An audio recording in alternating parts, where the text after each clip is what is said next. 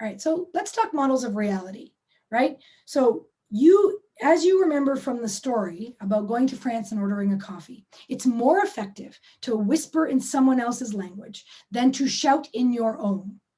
This is critical for coaches and also salespeople, just FYI. It's critical because you need to be able to determine what language your client is speaking, right? What language, well, maybe physical language, but I mean, what is their model of reality? How do they prefer to process the world, right? We spoke about representational systems. So is the client visual, auditory, kinesthetic, or do they prefer to process the world digitally? Right? You need to know this before you even open your mouth so that you can translate what you mean to say in their model of reality. If you do that, you are more likely to communicate successfully. So if you're communicating tools or steps or processes or change advice or whatever it is you do, you're more likely to be successful when you do it in their model of reality. Okay, this is absolutely essential. Now, there are other models that you could use. Perhaps you are already using some tools that elicit models of reality, right?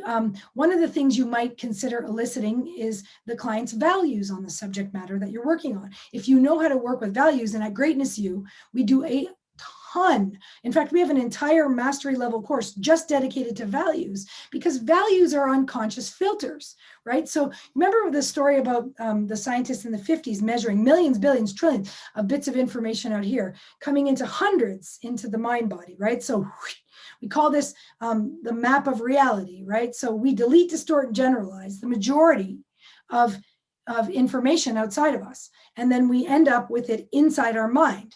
Okay, so millions, billions, trillions get reduced to 126 bits a second. That's like nothing. It's 0.00000. It's basically 0.006%. It's nothing. So the problem with most people's model of reality is they filtered out things that they need in order to be successful, or they've brought in things that they don't need, right? Basically, the problem is in the filtering.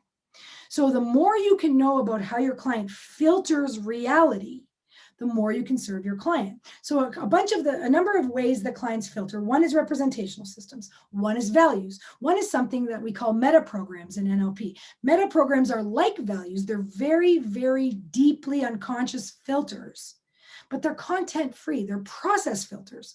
They help us understand how someone is likely to behave, which is very valuable as a coach. And if you don't know this about your clients, you need to learn it about them. So you need to kind of collect this information.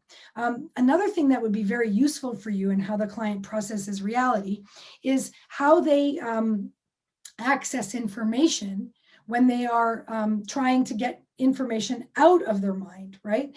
So how does a client get information?